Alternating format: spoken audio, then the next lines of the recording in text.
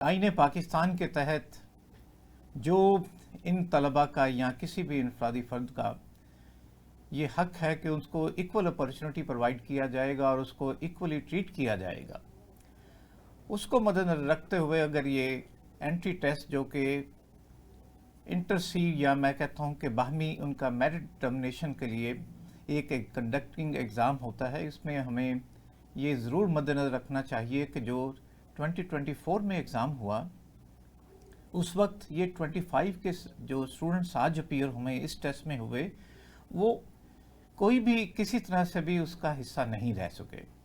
उनको equal opportunity के तहत उसका एवेल्यूएशन जो एक मायार है उसमें नहीं परखा जा सकता।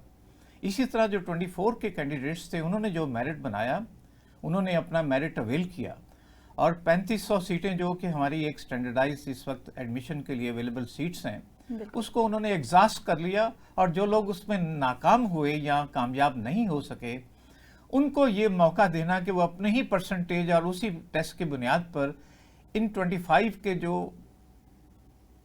एमडी कैट के एग्ज़ाम लेने वाले स्टूडेंट्स हैं इनके साथ शामिल किया जाए।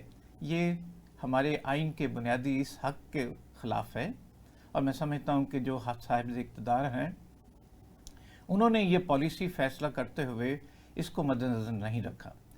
उन्होंने इस चीज़ से भी मेरा ख्याल बेअतनाई या उन्होंने लाइल्मी से इसको फ़ैसला किया है कि हमारे वतन अजीज़ में जो बड़े बड़े अदारे हैं जैसे लम्स है, जैसे मैं समझता हूँ कि गवर्नमेंट कॉलेज है, पंजाब यूनिवर्सिटी है, या मैं समझता हूँ कराची यूनिवर्सिटी है, इसी तरह मैं समझता हूँ KPK में पेशावर यूनिवर्सिटी है, या मैं समझता हूँ इस्लामाबाद यूनिवर्सिटी है, या मैं विदिन PMDC के अंडर कंट्रोल जो अदारे हैं नस्ट है, हमारा एक बड़ा ही मायार का इदारा है, या जैसे मैं आगा खान यूनिवर्सिटी का नाम लेता हूँ।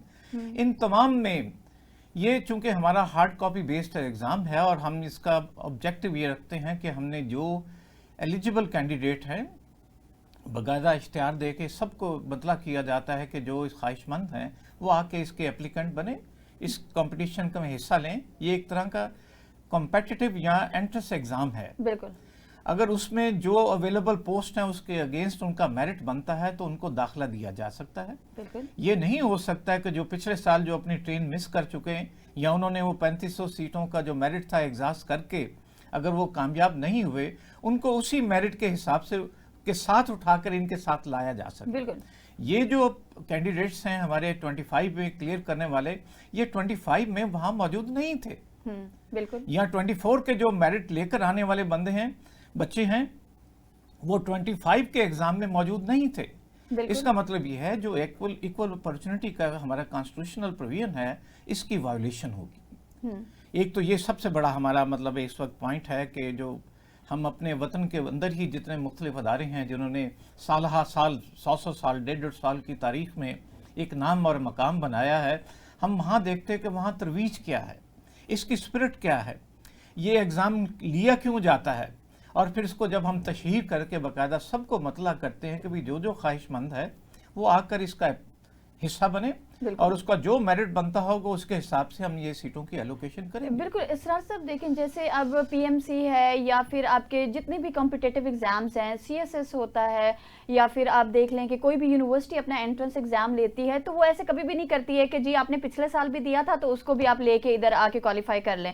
और अगर हम इसको कंपैरिजन करें कि 2024 में जो एग्रीगेट बना था अब जो 2025 में बनने जा रहा है, देयर इज हेल डिफरेंस। तो 2024 को 2025 के साथ हम कैसे कोलैबोरेट कर सकते हैं और कैसे कंपैरिजन कर सकते हैं? आपने बहुत दुरुस्त फरमाया। मैं मिस कर रहा था कि हमारे वतन का जो सबसे बड़ा और सबसे मैं समझता हूँ कि डेकोरेटिव या बहुत अट्रैक्टिव जो एग्जाम है वो तो CSS एग्जामिनेशन। बिल्कुल। आया इन लोगों ने ये एक लम्हे के लिए भी नहीं सोचा कि जो 24 का CSS एग्जामिनेशन है, अगर किसी बच्चे का वहाँ का मेरिट अगर वो साथ लेकर 25 के CSS एग्जाम में जा सकता है, हाउ इज दिस पॉसिबल? ये मुमकिन नहीं है। मुमकिन ही नहीं है। अगर ये सारी चीजें स्टैंडर्डाइज विद इन कंट्री हैं तो हम कैसे ये इसको आंखें बंद करके ये पॉलिसी का नफाज जो बाकी बच्चे हैं उनके लिए ऊपर कर सकते हैं? बिल्कुल। मैं समझता हूँ कि इसमें कोई किसी किस्म की कोई गुंजाइश नहीं है। मैं अनफॉर्चुनेटली एक मिसाल देना चाहता हूँ जिसका हम 1947 से पहले हिस्सा रहे हैं कि मेरी मिसाल है कि जो इंडिया है वो हमसे 7 गुना बड़ा मुल्क है। बिल्कुल। और वहाँ पे तलबा की तादाद इसी लिहाज से, इसी रेशो से 7 गुना ज़्यादा होती है। और उनके मेडिकल कॉलेज में दाखिले के लिए सीटें भी हमसे 7 गुना ज़्यादा हैं। अगर वहाँ का हम सिस्टम एग्जामिन करते हैं तो वो इसी तरह के, ये हार्ड कॉपी बेस्ड एग्जामिनेशन है, जो कि उन अहल कैंडिडेट्स जो एप्लीकेंट से उनके दरमियान आपस में इंटरसी मेरिट तय करने के लिए लिया जाता है। तो उसकी मकसदियत, उसका ऑब्जेक्टिव जो है ना, उसके साथ बहुत क्लियर है। बिल्कुल। इसी तरह वो चीज़ हम कहते हैं, अगर वो 1 साल के बाद उस मेरिट का इतलाक करके उसको डाई आउट करते हैं, अगले साल फिर जब एग्जाम होता है वो सबको मौका देते हैं। तो दोबारा से आके देना। देखिए, अगर 2024 के बच्चे भी चाहते हैं कि वो यहाँ पर आके अपनी इन सीट्स को अवेल करना चाहते हैं, तो मोर देन वेलकम, आए वो टेस्ट दें। बिल्कुल। अब ये थोड़ी है कि 2025 के बच्चों की सीटों के ऊपर आपने वो जो एग्जाम 2024 में दिया था, आप उसकी एग्रीगेट और परसेंटेज के अकॉर्डिंग आप, हाँ, क्योंकि देखें अब जहाँ तक एवरीबडी नोज, पूरे पाकिस्तान में ये सबको पता चल चुका है कि जो 2024 का एमडी कैट था, that was really really tough. इसी वजह से इसका एग्रीगेट नीचे आया है। अब अगर वो ये देखते हैं कि जी 90% वाला या 94% वाला वो सेम लाइन में खड़े होंगे, तो दिस इज क्वाइट अनफेयर।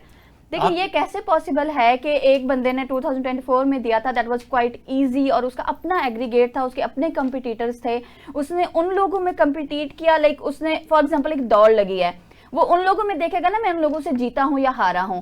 अब ये थोड़ी है कि जब 200 की जब रेस थी, 180 पे वो हार गया, अब अगर 150 की रेस है तो 180 उसका था तो वो जीत गया है।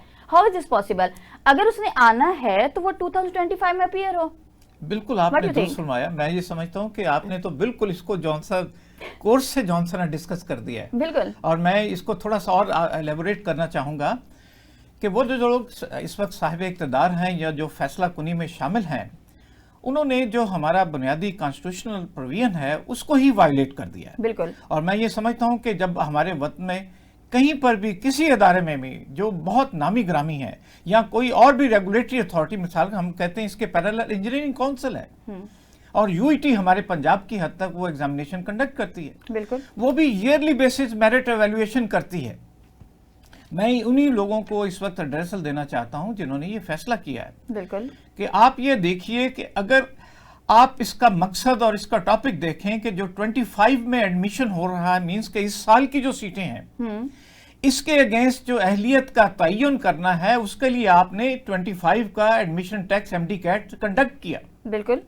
उसके ऊपर आप 24 का मेरिट कैसे लाके, कैसे मेरिट कैसे इक्वल हो सकता है? नहीं, कैसे लाके लगा सकते हैं ना? आपने तो ओपन किया है इसको। बिल्कुल। इक्वल अपॉर्चुनिटी की जो बेसिक थीम है और इसकी फिलॉसफी है, वो तो ये है कि हम कभी भी 24 के लोगों को बात नहीं कर रहे, ना 23 के लोगों को बात कर रहे हैं। एग्जैक्टली हमने जो अपनी एक प्रोविजन रखी है कि 3 साल तक उनका एफएससी के बाद का राइट एस्टेब्लिश है, वो इस लाइन में आके इस कंपटीशन में शामिल होकर अपनी अहलियत का तयन कर सकते हैं। बिल्कुल। ये नहीं हो सकता जिनका तयन ऑलरेडी 24 में हो चुका और वहां पर वो कामयाब नहीं हुए, उनको उस स्कोर के साथ यहां पर लाके कैसे शामिल किया जा सकता है? यहां इसका तो वो हिस्सा ही नहीं बने। तो वेरी मच जो बेसिक फिलॉसफी है इस एग्जाम की, आपने उसके ही खिलाफ ये फैसला कर दिया है कि यहां पर वो बैठ के अपना मेरिट नहीं तयन करते, लेकिन 24 में अगर उन्होंने मेरिट तयन किया है तो वो आपको उसको कैरी ओवर कर सकते हैं। ये कैसे हो सकता है? इसकी तो कोई समझ नहीं आ रही, हमें भी कहीं पे भी समझ आ रही